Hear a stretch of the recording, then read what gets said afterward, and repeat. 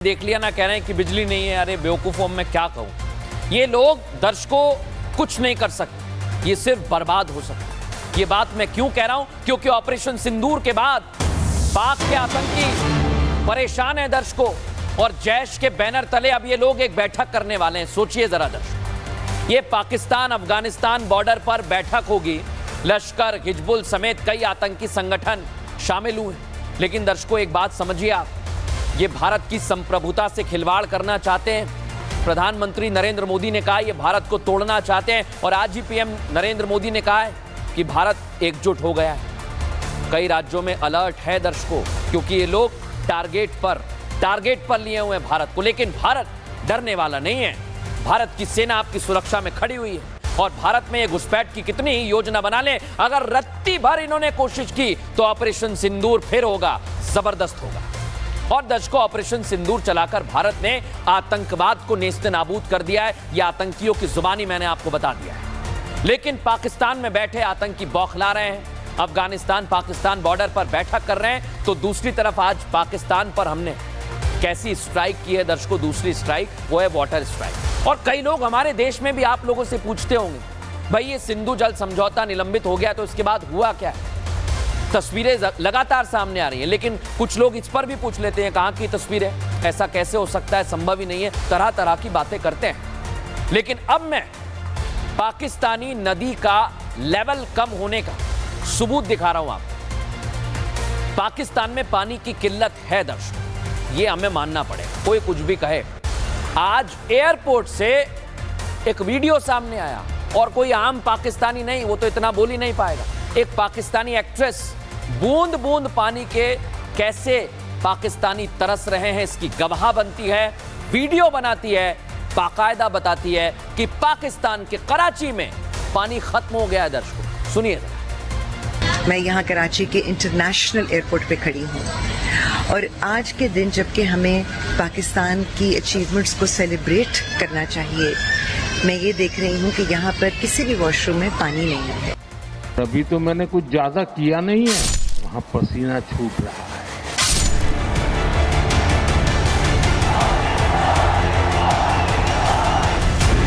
प्रधानमंत्री मोदी ने कुछ घंटों पहले पाकिस्तान का गला सुखाने वाला बयान दिया था कि पाकिस्तान के लोगों को गले के साथ चुल्लू भर पानी भी नसीब नहीं हो रहा। घरों और मोहल्लों को तो छोड़ दीजिए, पाकिस्तान के कराची एयरपोर्ट पर ही पानी की बूंद नहीं है। मैं यहाँ कराची के इंटरनेशनल एयरपोर्ट पे खड़ी हूँ, और आज के दिन जबकि हमें पाकिस्तान की अचीवमेंट्स को सेलिब्रेट करना चाहिए, मैं ये देख रही हूँ कि यहाँ पर किसी भी वॉशरूम में पानी नहीं है। पहलगाम में निर्दोष लोगों का खून पानी की तरह बहाने वाले आतंकियों को पालने वाला पाकिस्तान बूंद बूंद को मोहताज होता दिखाई पड़ रहा है। न पीने के लिए पानी है, न ही इबादत के लिए, और ये सच्चाई खुद पाकिस्तानी एक्ट्रेस बयां कर रही है।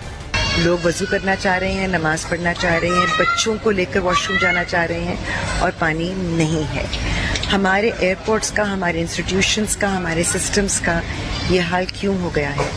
और कोई इस चीज को मानने के लिए राजी नहीं है कि ये गलतियां हैं जिनको ठीक करने की जरूरत है। पहलगाम आतंक के हमले के बाद भारत ने वाटर स्ट्राइक की थी, जिसमें सिंधु जल समझौता निलंबित कर दिया था। इसके बाद पाकिस्तान पर प्यासा मरने की नौबत आ गई थी, क्योंकि इस संधि के रुकने से उसकी खेती पर असर पड़ रहा है, तो पानी की किल्लत भी दिखने लगी है। और शायद इसलिए शहबाज बार बार भारत से अपने फैसले पर विचार करने की मांग कर रहा है।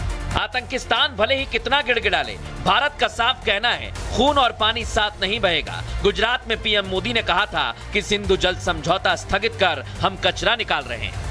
अभी तो मैंने कुछ ज्यादा किया नहीं है, अभी तो हमने कहा है कि हमने इसको एबेंस में रखा है, वहां पसीना छूट रहा है, और हमने डैम थोड़े खोल करके जो कूड़ा कचरा था वो निकाल रहे हैं। पाकिस्तान की 80% खेती सिंधु के पानी पर निर्भर है, जिसमें करीब 16 मिलियन हेक्टेयर जमीन की सिंचाई होती है। और भारत की वाटर स्ट्राइक का असर न सिर्फ खेती पर दिख रहा है, बल्कि एयरपोर्ट भी बिन पानी होते दिख रहे हैं। और दर्शकों, इस बीच मेरे पास बहुत बड़ी खबर है। 31 मई को 4 राज्यों में मॉक ड्रिल होने वाली है। बहुत बड़ी जानकारी आपको दे रहा हूं। पाकिस्तानी बॉर्डर से जितने भी राज्य लगते हैं, जिनकी सीमा लगती है, सटे हुए हैं, वहां पर मॉक ड्रिल होगी दर्शकों। गुजरात, राजस्थान, पंजाब में मॉक ड्रिल की फुल तैयारी है। और जो लोग गुजरात, पंजाब राजस्थान के लोग मुझे सुन रहे हैं, जम्मू कश्मीर के लोग सुन रहे हैं, वो तैयार रहें, क्योंकि वैसी ही मॉक ड्रिल होने वाली है दर्शकों। ब्लैकआउट होगा। इसके साथ साथ जो अलग अलग टीमें स्कूल में और जो वॉरियर्स होते हैं, जो स्वेच्छा से योगदान देते हैं, वो भी बिल्कुल तैयार हैं। यानी 31 मई को, पहले डेट अलग आई थी दर्शकों, ये डेट बदल गई है। अब 31 तारीख है जब 4 राज्यों में मॉक ड्रिल की फुल तैयारी है। और दर्शकों, आप लोग भी तैयार रहिएगा मॉक ड्रिल के लिए, क्योंकि ये आपकी और हमारी सुरक्षा का सवाल है। बहरहाल, अब एक और खबर आज आपके लिए लेकर आया हूं दर्शकों, और खबर है प्रधानमंत्री नरेंद्र मोदी ने आतंकिस्तान को, पाकिस्तान को नई वार्निंग दे दी है। और ये वार्निंग ऐसी है कि पाकिस्तान में बैठे बैठे बड़े बड़े आतंकी कांपने लगे हैं दर्शकों। बिल से बाहर आ गए हैं लेकिन कांप रहे हैं। और भारत ने दर्शकों पाकिस्तान को ऑपरेशन सिंदूर के जरिए सबक सिखाया है। इसके बाद वो ठीक से खड़ा नहीं हो पा रहा, ये दुनिया जान रही है, और बैठ भी नहीं पा रहा है। एक तरफ आतंकियों को ठिकाने लगा दिया है, तो दूसरी तरफ एक के बाद एक कई स्ट्राइक कर आतंकवादियों की कमर तोड़ दी है, और पाकिस्तान की कमर भी तोड़ दी है। पीएम मोदी शुरू से ही एक बात कह रहे हैं कि टेरर और टॉक एक साथ नहीं होगा। लेकिन आज बंगाल की धरती से पीएम मोदी ने पाकिस्तान को ना सिर्फ उसका इतिहास याद दिलाया, बल्कि एक नई चेतावनी दी है। पीएम मोदी ने आतंकिस्तान को लाउड एंड क्लियर मैसेज दिया कि अगर एक भी हमला हुआ, एक भी हमला, तो अंजाम बहुत बुरा होगा। पाकिस्तान समझ ले, 3 बार घर में घुस करके मारा है। पाकिस्तान को पीएम मोदी ने सबसे बड़ी और नई चेतावनी दी है। आतंकिस्तान को उसकी औकात बताते हुए पीएम ने साफ कहा कि पाकिस्तान ये ना भूले कि भारत ने घर में घुसकर 1-2 बार नहीं, बल्कि 3 बार मारा है। पाकिस्तान समझ ले,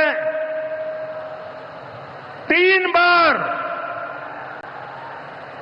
घर में घुस करके मारा है। 40 करोड़ भारतीयों का ऐलान है।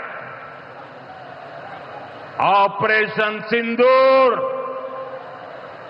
अभी खत्म नहीं हुआ है। सर्जिकल स्ट्राइक हो या फिर एयर स्ट्राइक और फिर ऑपरेशन सिंदूर, पहलगाम अटैक के बाद पूरे देश में गुस्सा था और भारत ने ऑपरेशन सिंदूर चलाकर न सिर्फ निर्दोष लोगों की हत्या का बदला लिया, बल्कि आतंकियों को जहन्नुम में भेज दिया है। बंगाल की धरती से पीएम मोदी ने पाकिस्तान को चेतावनी देते हुए साफ कर दिया कि भारत पर अब आतंकी हमला हुआ तो दुश्मन को बड़ी कीमत चुकानी पड़ेगी। पहलगाम हमले के बाद अब भारत ने दुनिया को बता दिया है, भारत अब आतंकी हमला हुआ तो दुश्मन को उसकी बड़ी कीमत चुकानी पड़ेगी। इतना ही नहीं, पीएम मोदी ने पाकिस्तान का इतिहास, भूगोल भी खोल दिया। जिस तरह बंटवारे के बाद पाकिस्तान ने आतंकवाद फैलाया, वो किसी से छिपा नहीं है। जब से वो अस्तित्व में आए हैं, तब से ही उसने सिर्फ आतंक को पाला है। 1947 में बंटवारे के बाद से ही उसने भारत पर आतंकी हमला किया। कुछ सालों के बाद आज के बांग्लादेश में जो आतंक फैलाया, पाकिस्तान की सेनाओं ने जिस प्रकार बांग्लादेश में रेप किए, मर्डर किए, वो कोई भूल नहीं सकता। पाकिस्तान भारत से बार बार बात करने की अपील कर रहा है, विदेशों में जाकर बात करने की गुहार लगा रहा है, लेकिन भारत का रुख साफ है, आतंकवाद और बातचीत साथ साथ नहीं हो सकती।